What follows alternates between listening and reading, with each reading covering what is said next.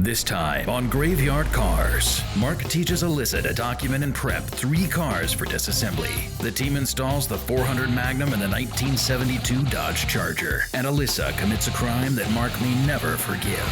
On this episode of Graveyard Cars.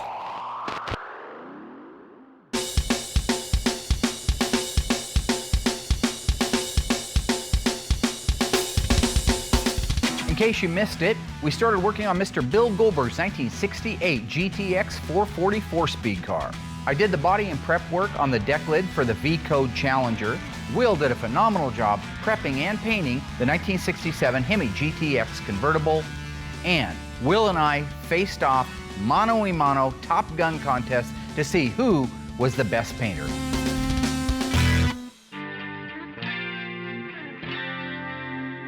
This is the time of year that we always go out and start looking for our new projects for next season and next year. I sent Mike over to Bend to pick up our next one, which is a 1970 Plymouth Roadrunner 383 4-speed lemon twist yellow.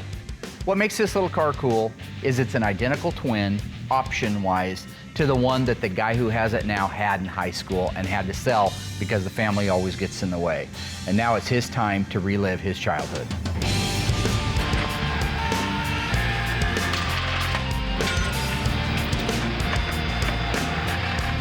As soon as Mike gets back with the Roadrunner, I want to get Alyssa, move the car inside, and do an inventory with her. This is a great opportunity for her to learn the VIN numbers, what should match, what shouldn't match, what a good car is to start with, and what isn't a good car. So these are the things I'm doing to acclimate her with the business.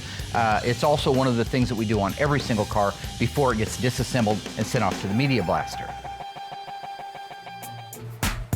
Hello. Hey. Put this one under Smith.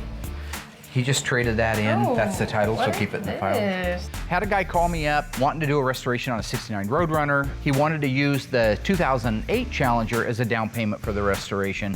They're cool cars, I love them, so I'm more than happy to make that deal go together. This particular car has 697 original one-owner miles. So the guy that has the Roadrunner that we're now restoring, he bought that car brand new. It's never seen rain. It's never been driven in the rain. It's always been garage kept. It is a mint condition 2008 Challenger SRT8. Oh my gosh, wait, so, Traded. hold on. Wait, so whose car is this? It's mine now. It's your car? This is here? I didn't see it get delivered. No, it's out on the side of the building. I can't believe we have this. This is beautiful. Uh-huh, isn't that gorgeous? Hemi? Uh-huh. Brand It's an new. SRT8. It's a nice car. Let's go drive it. Come on. Hey, no, seriously, you gotta quit smoking that stuff. It's gonna kill you. What do you, my dad's let me drive his car before, but it's not a Hemi, so, and I never really drove it. I just kind of run errands around for him. So I would love to drive a car that's this fast. Just register the car, you ain't driving it. Have a nice day. What we're doing right now is, this is Darren's old car. Once he left the show, he wanted to sell his car. I found a buyer for it. The buyer's on the East Coast. He's motivated to actually finish the car, so that's what we're doing right now, is getting ready to do the disassembly on it. The motor's rebuilt, but we've got to take it over to the engine stand, disassemble it because it's probably got contaminants in it, tear it down, clean it. But a lot of work has been done drivetrain-wise, so we're going to preserve that. But the body really needs to be restripped and gone back through again. So that's what we're getting ready to do right now. Get a little spillage going here. Did you ever get one? All right. Figure while the radiator's draining, I'll get as much stuff off of there as I can and then pop it out of there. Mike's working on the control arms and won't take us too long. We'll have this baby all blown apart here. About got the radiator out. Yeah, what's going on there? Well, that's not even bolted in. It's just got one bolt in it. Ha! Guy's got one bolt in the steering column. Oh, really? The whole bolt. One whole bolt holding it together. Yeah. Yeah, that's my boy. That's my butcher. Is the Detroit joint connected up there? The knuckle? Yes. Has it got the pin in it? Turn it. No. Okay. Almost there.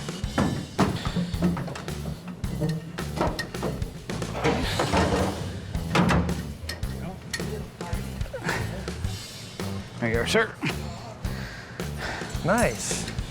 It's a really cool car. I mean, no matter how you slice it, this is one of 916 1970 Dodge Challenger RTs. It's a 440, 375 horse U-code 4-barrel car, 4-speed, 354 Dana, which is an A33 track pack.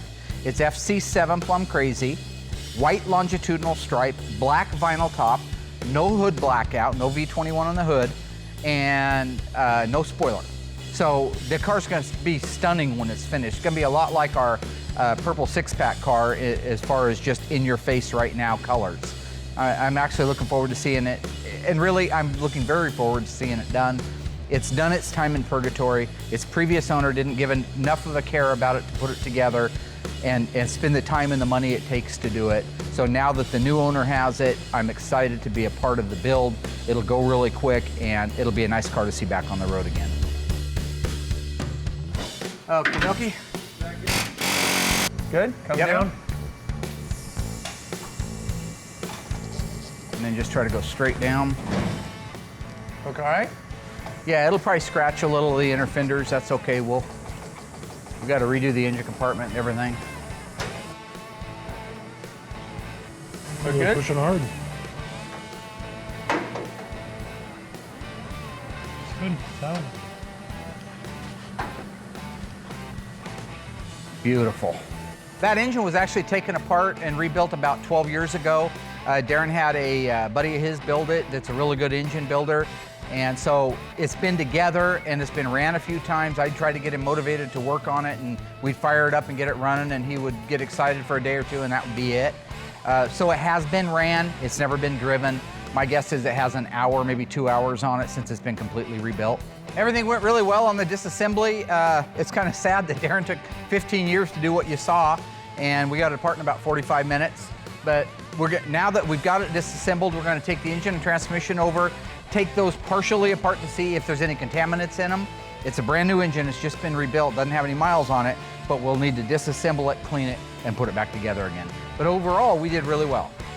Now that we have our 70 Challenger 444 speed off of the lift, I can bring the next car in and go over it with Alyssa, doing the documentation and the ingesting of the vehicle.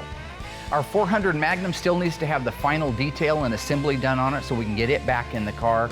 And my daughter Alyssa commits a crime that may not be forgivable. It has been established that the unburied dead are coming back to life. They're coming to get you, Barbara. I would be doing this whether Alyssa was here or nobody was here, because this is what I do is I inventory the cars. For me to be able to report back to the owner, yes, it's the numbers matching engine like you suspected. Yes, it's the numbers matching transmissions. Yes, this car has been wrecked here, or no, it's not, or you misrepresented it. These are all the things that I need to know. And secondly, my insurance company needs to know. Hey, are you busy? Well, no. What are you up to?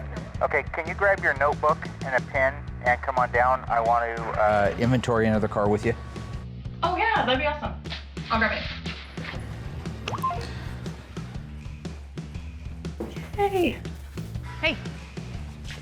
Okay, let's do, first off, see if you can get, now there may be bees. I just moved Oh this my thing in God. from outside. It's terrible. Okay, this is an original, listen to me, it's a wrapper. It's gonna work out, it's okay. I don't know what it is, but it's Or not why the point. it's in there. I don't even know why it's in there, but you could get stung, and if you'd like to go into prophylactic shock, you can. Well, I'm not allergic to bees, so. Okay, well, prophylactic shock doesn't exist. It's anaphylactic shock. That was a play on words. I'm about to quit. We're like 2 minutes Okay. into the day. All right. What kind of car is this? Can we just, I don't know, Dad. What is this? Honey, come on, you It's a gotta GTX. put, okay, it's a GTX because it says it right there on the Yes. side, right? Okay, what year is it? 72? No, your VIN's gonna tell you everything, so I want you to read the VIN. What's the first letter? R. That's the Plymouth lineup. What's the next one? S. That means it's a GTX. What's the next two? 23. That means it's a two-door hardtop. That means the back windows and the front windows both roll down. That's what a hardtop means. Okay. 21 is a post, where the back windows don't roll down, but the front ones do. What's the fifth digit? L.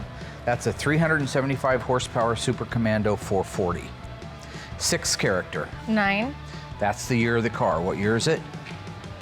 69. Yep. So write down your notes, 1969. What's the 7th character? Looks like a C or G or 6? A G. Okay. St. Louis. So the car was was built built? in St. Louis, Missouri. Write all this down, right? Car was built in St. Louis, Missouri. It's got a 375 horsepower, 440 Super Commando engine. It's a true GTX according to the dash VIN. Our job is to make sure that the rest of the car matches that. Okay. All right. Pretty original old interior. You'll see a lot of mold. Okay. Yeah, smell the mold. This car's too. out of Illinois. You can smell it. Right? What do we have for seats in this car? Look like they're black vinyl Black vinyl, and is that a bucket or bench? bucket. Yeah. Okay. Code for that is C55, Charlie 55. Does it have a console or no console? Console. Console's what goes down the middle of them. That's correct. Is it an automatic or a 4-speed? 4-speed. Take a good look. Don't Automatic. guess. Use your head. It's an automatic. Okay. Okay. If you look, first of all, that shifter is not going to go into 4 gears plus reverse. Okay. Look down at the pedal. You see one big brake pedal, and you don't see a clutch and a brake pedal. Yeah. That's an automatic. Okay. Okay. Tell me about the outside of this car. What color is it? Teal. Okay, let's go with that for now, since we don't know for sure. Wheel opening molding, we know we're gonna end up replacing all those. But basically, looking down the side of the car, it's a pretty darn complete car. This guy's dad bought this brand new in 1969. Wow, We've that's got about cool. a dozen of them here that they bought new, which is almost unheard of in today's world. I know, that's really cool. Yeah, I had a lot of fun working with my dad. It can also be kind of frustrating because there's so much to learn, so I'm just kind of drowned in knowledge sometimes, I feel like. My dad's just like throwing things out at me and expects me to remember for the first time, and everything is just so new to me. Everything on the cars I'm looking at for the first time. So it can be really hard. I feel like I'm walking into a test I didn't study for. All right, Okay, class Dad, thank is you. dismissed. What's the alphanumeric code for a 1969 Plymouth GTX with a 440 in it? The engine designation letter. The letter in the VIN that tells you it's a 440 is? On this car? No. I don't know, God. L. Okay, L. Like lunatic. You just learned that a few minutes ago. She's getting there. She's doing a good job.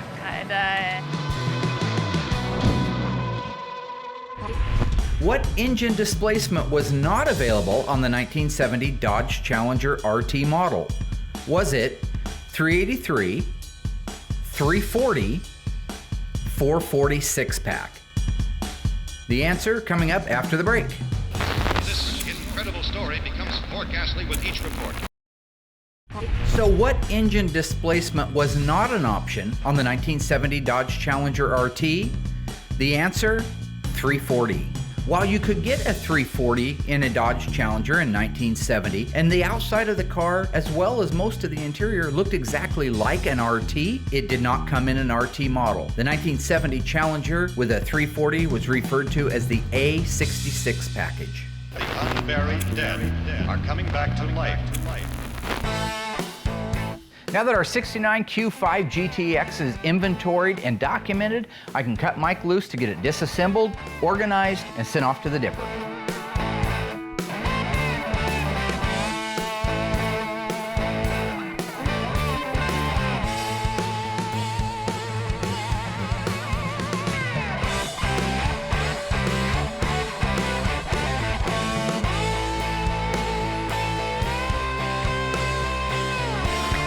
All right, fall off there, you stupid piece of For sakes, what the going on?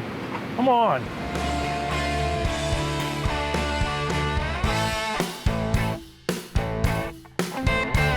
Mike and I are working on doing the final detailing and assembling of the 400 Magnum so we can get it prepped and ready to go back in our 72 Charger SE. The 72 Charger is not exactly an OEM car. The owner had some pieces and parts for the suspension powder coated, so we had to unpowder coat those and detail them. There are other things on the car that are not OEM, but these are at the owner's request. These are the pieces and the parts that he wanted on his car. All right, you want to bring that over here? Yeah, let's do it now. It's just gonna get too heavy after a while. I mean, I can do my end, but you always should. Yeah, you should. You definitely have that to worry about. Hang on. Oh, boy, you're really strong, Mark. Is that some sumo thing, or what is it? Look at that. Michael Von Doodle.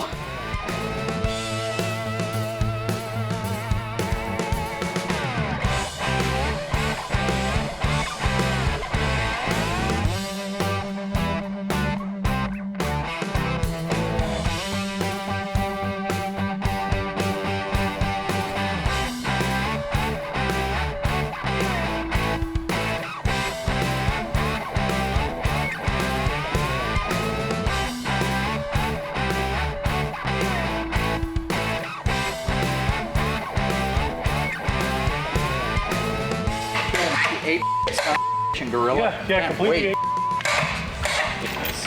Why are you doing that? Because you're not saying anything, you're just walking around. I'm walking it in and you're just making it worse. Okay. There goes, you walked right in, didn't you? I had it, but you just kept ramming it down. You want me to work off the ground. Yeah, that's what I wanted. I couldn't wait. Nothing excited me when I woke up this morning. Now see if those bolts were lined up, we could put bolts in it. Or if you weren't too stupid to be able to just twist it. Okay, yeah, let me hold this all day. Would you like me to let it down now? Or? Yes. Okay. Tell me when and what you want. Thanks for ruining those bolts there, buddy.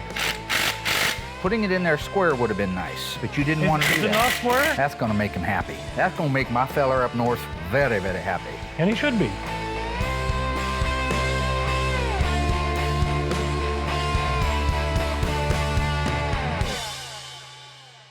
Mike and Dave are doing the final provisions to be able to install the 400 Magnum in the SE Charger.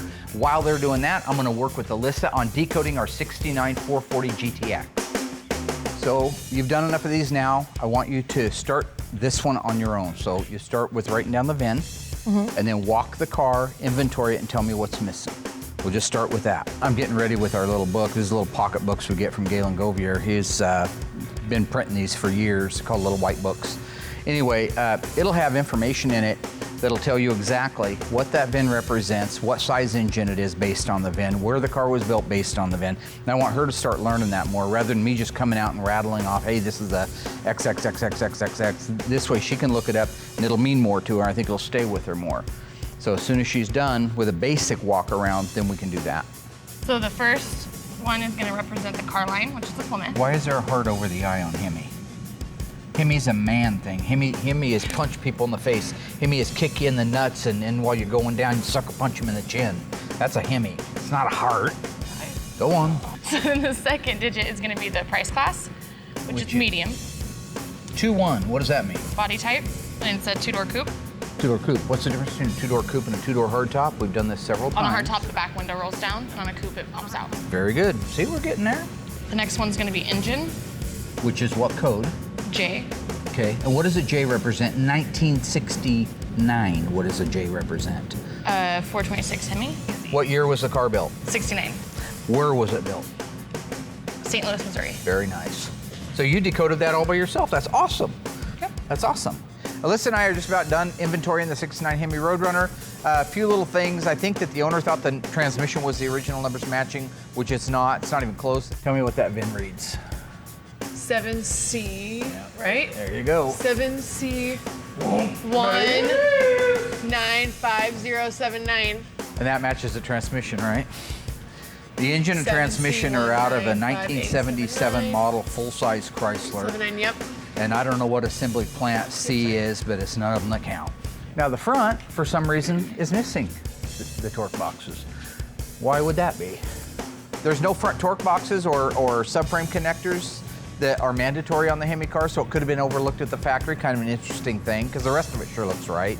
The only thing we really have left is we had to take the seats out of it so we could get the trunk open because we couldn't find the keys. We're gonna check the body numbers on the trunk lip on the driver's side. If they all match, we can prepare our report and give the owner a call. I think things are going great working with my dad. I've learned how to decode the VIN all by myself.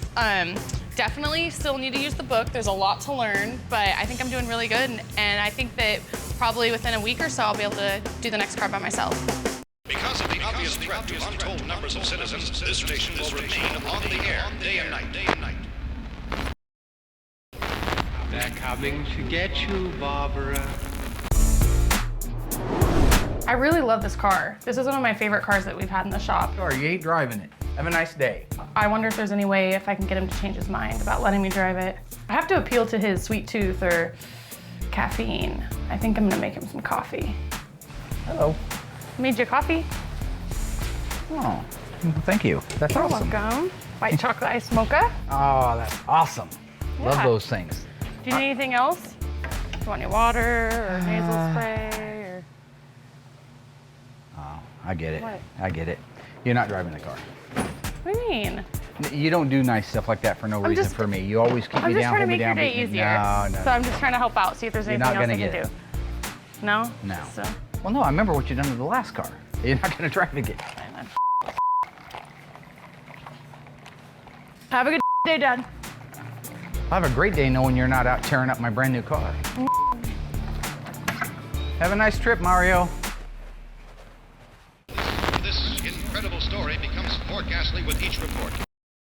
The unburied dead are coming back to life. You want to come out and help? Sure. What are we doing? Okay, grab a pin, 68 Charger RT, okay? So this is the one we're gonna do right now. I am on a roll. Right now, we're getting rid of the document and inventory, our 1968 Dodge Charger RT, copper car, white interiors, the 440 automatic, numbers matching, one owner car. It's scheduled to get disassembled and dipped in the next 2 weeks, so I'm not gonna wait till the last minute. Now is the time. Who are the owners? The owners are out of California. This guy bought this car brand new. I Oh invented my this. God, Dad, come on. This is my newest move. Pooping? How is that pooping? Do we work? Yeah, Alyssa's doing a good job. Overall, she's doing a great job. The thing is she needs to stay focused. She needs to learn the models of the cars, what to look for, what the distinguishable things are on these cars, so she could tell the difference at a glance. What we want to do right now is verify it's what the owner says it is. A real 68 Charger RT, the color's the original color, the interior color's the original color, and all the numbers match. That's the way it's alleged to me, okay? Okay. So, a lot of information right here on this data plate right here. XS29, that's the first 4 characters of the VIN. You remember what S is? I don't. It's a special price class. It means it's the RT version of the Charger, okay? Okay. So we know that the fender tag right there matches exactly the first 4 characters of a real RT. And here's your body codes. The XS is Dodge Charger RT 68 to 70 only. So that would be your easiest way to be able to tell. So what's that VIN read? Gonna read XS29. I can tell you it stands for fast top. What does fast top mean? Fast top is the style of the body. See how this thing slopes off the back like this? That's what they called this particular style of car, was a fast top. See how the windows inset in it? Not incest. Inset. Yeah, not to be confused. Your VIN code system is right here at the front of the book. Just a real quick thing. Go to 1968 passenger car. First digit is an X, means it's a Dodge, right? S means special. Special means RT on these cars, okay? Okay. 29, 2-door sports hardtop or fast top, Okay. okay? The 5th digit of the VIN on this one should be an L. 1 4-barrel or 2. 1. They only made them with 1 4-barrel, okay? The 8 represents the year, 1968. So the first thing we want to do is write down the full VIN number off the windshield. XS 29 Charger, L L 440, 8 B Hamtramck, and then the sequence. 285963. In 1969, the full VIN was on the fender tag. It matched the windshield, it matched the trunk lip in the back, and it matched the radiator support. In 1968, they used the shipping order numbers on the radiator support and the trunk lip, and it only appears to one section of this car right here. 68 and older, they didn't put the VINs on the radiator support, they put the shipping order number. Okay. The shipping order number is right here on the VIN tag. It's the last series of numbers right there. 077834. So this and this belong together. There's no ifs, ands, or buts about it. Now, the question is, did somebody take this radiator support out of another car, cut it out and weld it in here, put the 2 screws into it that make it look like it's an RT, and all of a sudden they've got an RT out of a 318 car? My guess is absolutely not, for one, original owner. Number 2 is, you don't see like a shiny core support that just got put in around an old muddy car. When these cars were going to be built, they got assigned a shipping order number immediately. Okay. Then they got assigned a VIN number. So we know the core support, radiator support started life in this car, right? Yep. Okay, they hide the other body number underneath this weather strip. Oh. Nobody's had this weather strip up. You can see that's old and rusty. Ugh. So we're gonna pull that first. Maybe you're taking some of the paint off, that's okay. Yeah, because we're gonna restore the car. So tell me if those numbers match the last 8 digits of the shipping order number. 077834. 077834. So we've established that all the body numbers match. The only things we have left to make sure of is the color codes for the car and a quick inventory of what's here and what's not, okay? The best example of an original color is inside the deck lid. Do you know why? Because it doesn't get faded from the sun. Right, exactly. It's kind of a reddish copper, right? Yeah. Okay, let's go look at the paint code. What are those 3 letters right there? MM1. MM1. Turbine bronze metallic. The M is the code that you're looking for. Turbine bronze. That's probably turbine bronze. Let's look at the interior, the trim, the C6W. That's your trim code. That's gonna tell you if it's a premium interior or not a premium interior and what colors it is, okay? And it's also gonna tell you if it's bucket or bench. First letter C means it's a Charger interior. That's good, because we've got a Charger, right? And then W will be for white, white with black trim. Make sure you have a white interior with some black trim. Dash is black. Dash is black, steering column's black, console's black, Looks like the carpet's carpet black. must have been black. But the seats in the interior are white. 1968 only, transverse. That means it goes around the back of the car. Sport stripe, white. So it is coded for a bumblebee stripe. I'm really glad that everything on the car is as correct as the owner alleged it was when it got here. It's a one-owner car, so it's nice to find out that there's no surprises. Educationally speaking, I can almost guarantee you that engine either started life in that car or it was put in within the first year. My guess is it's the original numbers matching engine, but until that engine's out on the ground and we can clean it, we can't be sure. Visual inspection is done on the outside of the car. We're gonna raise it up in the air and do a visual inspection of the underside of the car. It's a disc brake car. Ask him, did he order disc brakes? Did he want disc brakes? Because this is some of the first era stuff that get disc brakes on the Mopars. How you can tell if it's a sure grip rear end or a positive traction rear end. Chrysler calls it a sure grip. Okay. Okay. How can you tell? When you spin the wheel, the other wheel goes the same direction. If this was a one-legger and it wasn't a sure grip, that wheel over there would go the opposite direction. So it does have a sure grip in it. Anyway, just looking visually, you got your belt moldings, Charger moldings, back glass and reveal moldings, your flip-top gas cap, which by the way, in 1970 read fuel and 68 was just plain like that. Engine's in place. Looks like this is very original. Most of the time by now, somebody's yanked that air cleaner off of there, thrown it away, and put a Mickey Mouse chrome one on there. God. That one's still got the original one. It's got the original pad underneath the hood for the insulation. Front bumper, grille, it's actually in good shape. Bumper needs to be re-chromed, but for the most part, everything is there and in shape. Truth is, this is a really nice car. And when they're a nice car like this to start with, the finished product is gonna be even that much better. Okay, that sounds good. Fruit of my loin. No, God, how? Seed of my love. Why? True or false? In 1971, you could order a Dodge Challenger RT convertible with a 340. The answer coming up after the break. This incredible story becomes more ghastly with each report. So, true or false? In 1971, the Dodge Challenger RT convertible was available with a 340. The answer is false. Neither in 1970 in any model of the RT or in 71 could you get the 340 high-performance small block engine. However, in 1972 with the Rally Package Challenger, the 340 was the standard engine. First eyewitness accounts of this grisly development came from people who were understandably frightened. Right now we're getting ready to install the 400 Magnum 4-speed in the 1972 Dodge Charger SE. Everything's laid out, rounded up, detailed to the best of our ability. There is some aftermarket parts on it, and we're ready to go. This is the engine that had the failure with the oiling problem. Remember that? Yeah. The guy had left a galley plug out of the front. Yeah. Such a simple little mistake ends up tearing an engine apart to make sure, but everything looked good inside and looked like the rest of the engine was built out right, so we just put it back together again and detailed it up. 72 corporate blue is the correct color, even though the Edelbrock high-rise aluminum and the Holley Demon carburetor, none of those are factory. Obviously, the chrome valve covers aren't factory, the headers aren't factory, the serpentine belt. But I will say, it's cool. It is cool. It looks look nice. good. It looks For a group really of good. guys that have the most boring looking engines on the planet every day in our shop, it's kind of fun to have something flashy like it. And you like shiny things, so.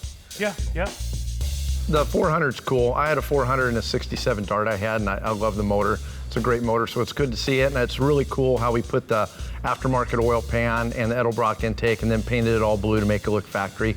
I really like the fact he did that, and the serpentine system's cool. Mike did a fantastic job putting the motor together. It looks great. Oh God. Oh, she squealed. We're just gonna put it in this car here, I think. Right, bud. One more? Yeah. Boy, not much. Right there. You want to put it in this car? Okay, are you? Don't be a. No, I'm not being it. You're being it. You're doing it. I ain't doing nothing. I'm just saying I want to line What up. other car do you want to All right. put it in? Left or right? Well, I don't know. You keep saying go to the left. Well, I Next thing you lined know, it we're right going to be up. in Bend installing it in a Vega. Let's let this thing down. I think you're getting pretty close.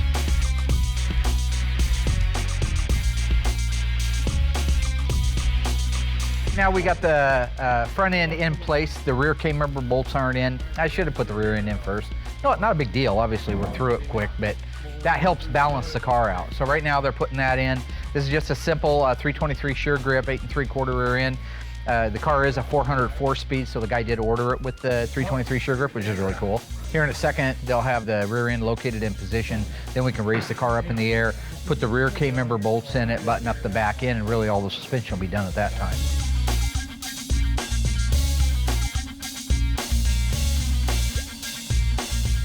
All right, boss, ready for your plate there.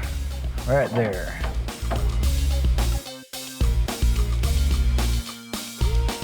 Okay, can we go up? There's sockets over there if anybody's interested in tightening that side. Well, yeah, I mean, it can be tightened. I'm just thinking that right now we're ready to go up. Yeah. Tighten it once it gets up there. Yeah, go.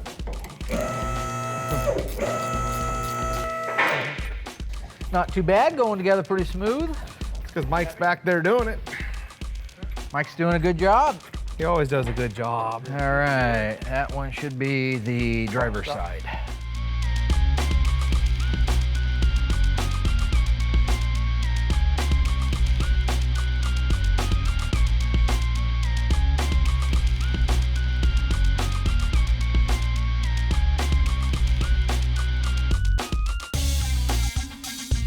Working with Mike and Will, we're a great team. With Mark, and we just get it knocked out quick. Working a graveyard car so far has been a blast. I just love it, love my job.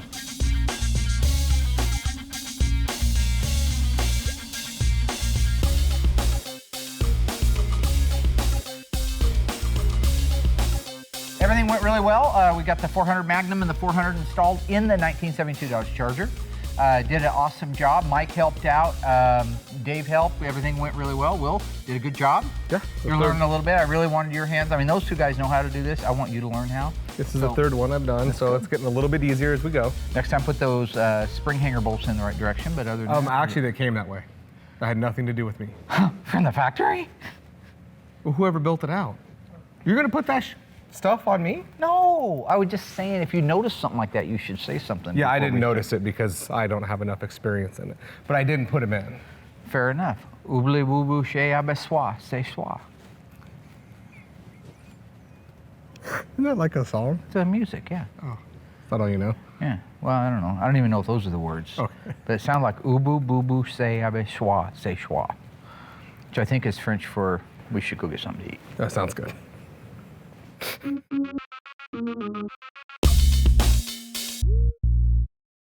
You know, this is a nice little Roadrunner to start with.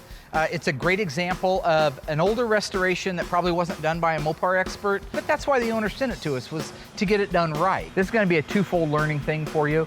So one is what cars shouldn't look like when they're done getting restored.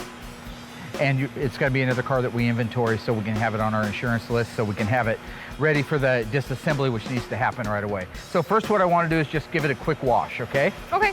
You remember how to wash a car? Yeah. Yeah. Found something you can do, okay. Not intimidated about this task. All right, let's see just how. Now, don't get crazy. Let's see what you remember I know the about first. I washing know the car. The one thing I remember is you soaking me every single time. If you ain't wet, you ain't working. Oh, my hair.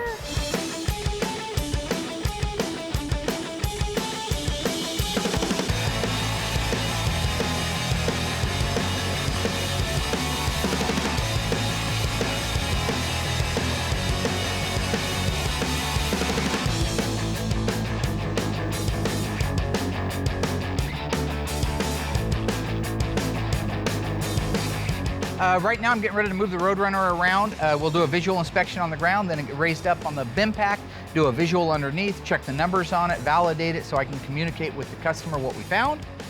Meanwhile, Alyssa apparently doesn't want any part of that, so she snuck off with the old excuse, I gotta take a whiz or a pee, whatever it is girls do, all right?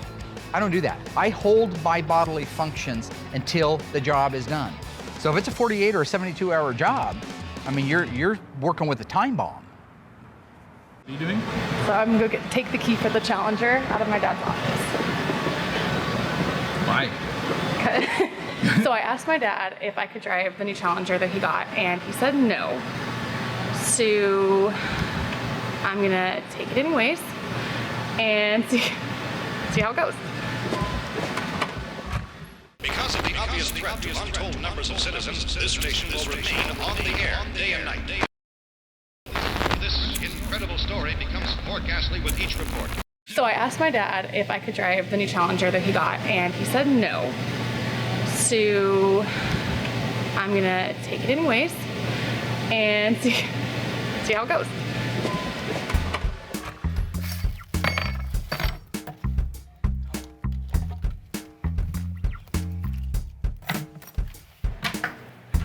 Hey! Just the guy I was looking for. Okay. What's your plan? I really want to take the Challenger for a drive. And my dad said no. So, I mean, it's easier to say sorry later on, you know, and ask for permission, one of those type of things. Okay, you haven't even got the gate open. Okay, we'll go, come on. What? We gotta hurry. Okay, he always right here. It's a Hemi. He's right here. I know. He's right there. Okay, so. Where's Alyssa? My darling daughter. I'm seriously so excited. Hey, don't wreck it. Smells new. Come on, Will. Alyssa, it doesn't take that long to pee. Will, get in here with me. Come on. I don't want to go by myself. No, you're fine. Come on. No, just go. Will, I'll cover for please. What are you gonna say? How you? That you ran to the store real quick because it's 100 degrees. You're thirsty. You're such a buzzkill. No, there's a two-door car. I'm not sitting in the back. Okay, fine. Okay.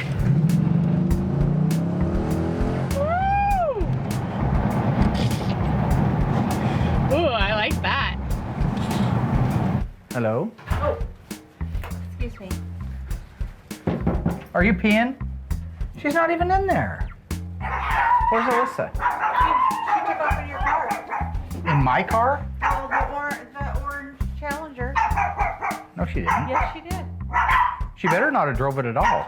She's in it down the street. The car's got 697 miles on it. Okay, well, And she asked me the other day, and I said, not on your life are you driving that car. she's out. That's what she's doing. We just seen her pull out. Woo! Yeah. We have people that just want to go the speed limit. Will, Yeah, did she drive my car? she's in the orange car. Why? I have no idea. Just go. Will, I'll cover for please. What are you gonna say? How you? That you ran to the store real quick because it's 100 degrees. You're thirsty. She asked me specifically the other day if she could drive it, and I go, it's got 697 miles on it. Nobody's driving it. I'm not driving it. It's been sitting. I didn't think about going back. That's a little scary of a thought, but this is exciting.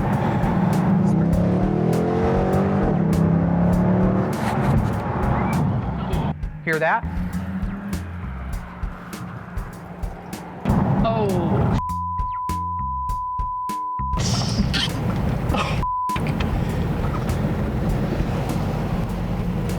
Hey, you know well I told you not to drive that car. I specifically told you not to drive that car yesterday. Well, we just went around the block, Dad. No, we're gonna take that up later. That's bull. It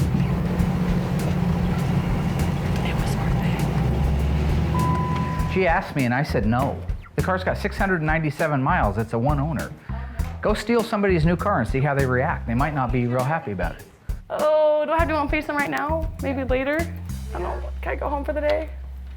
I was really shocked at how upset my dad was. I mean, I can understand a little bit that, you know, he didn't know I was driving the car, but I felt like he could be more understanding at the fact that I work around these really awesome vehicles all the time, and a lot of times they're not, you know, drivable for a long period of time, and here's a car out there that's beautiful, really nice, and brand new, and of course I couldn't, you know, go without driving it while it was here. Dad, I just, you know, who wouldn't want to drive a cool car? You asked me and I told you no. I don't understand why. I don't know. I just took it around the block.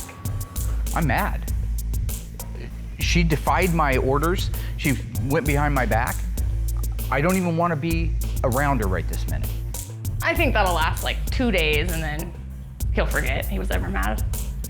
It's gonna make for the awkward rest of the workday. If it's just a straight line, it's gonna be an I and not a 1, correct? It's gonna be a 1, they don't use eyes.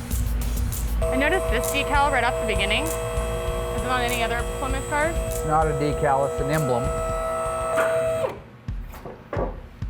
Grab a flashlight. I drove the Cuda when it was done, and I really didn't have anything to compare it to, right? And so I feel like driving like a new Challenger now, anytime I get an old Challenger, I actually have something to compare it to. Well, looks like I'm gonna really have to talk to him. I don't know what you think's so funny. I don't think anything's funny, Dad. You will never drive another car here ever again. Whether it's a Mopar or restoration. Why? Because that car doesn't belong to you. That is not your car. I know, You but don't what is own the big anything deal? here. The car's got 600, it's an 08. Okay. Got that? What year is it? Oh, wait. What year is it today? Really, Dad? I What don't even year talk is to you it like I'm today? stupid. What year is it today? 2015? Yeah. How many years old is that car? What? Get to your point. My point is it's made it 8 years with 600 miles. Okay, so one now mile you just is put like 5 more miles on it driving it around with no insurance on it after I specifically told you not to drive it. Well, I didn't know it didn't have insurance. When I told you not to drive it, does that matter? Well, Do you think I had a reason? reason just being mean? It's irresponsible. Okay, Dad. I think you're being ridiculous. I think taking somebody's car without permission is ridiculous. It's not like I stole it. You're my dad. It's not your car. You don't drive something that doesn't belong to you. What's the number of the VIN? So through all the awkwardness, I did end up getting some really good notes on the Roadrunner. Tomorrow I plan on starting a file for it and contacting the owner and getting some more information on it. But that's it. So that's our 70 Roadrunner, 383 4-speed, numbers matching engine, non-numbers matching transmission, 8 3/4, FY1 yellow with black guts. All right, I'll give the guys the green light to disassemble it then. Okay. And you just remember you're never allowed to drive another car here as long as you live. Okay, Dad. I'm pissed because she doesn't understand the gravity of it. You've got a car with 697 miles that even I am not driving to preserve the integrity of the vehicle. It's made it nearly 10 years with that few of a mile. That makes that car really a tangible prospect for a potential owner. The more miles you put on it, the less desirable it is. Also the fact that when I say no, it should be no. I don't just say no because I want to keep somebody down or because I want to hurt her feelings. There was no insurance on the car on top of everything else. And the cars she has driven that were nice cars that we gave her as a teenager, she's destroyed every one. She's down to a 94 Crown Victoria. You know what I'm saying?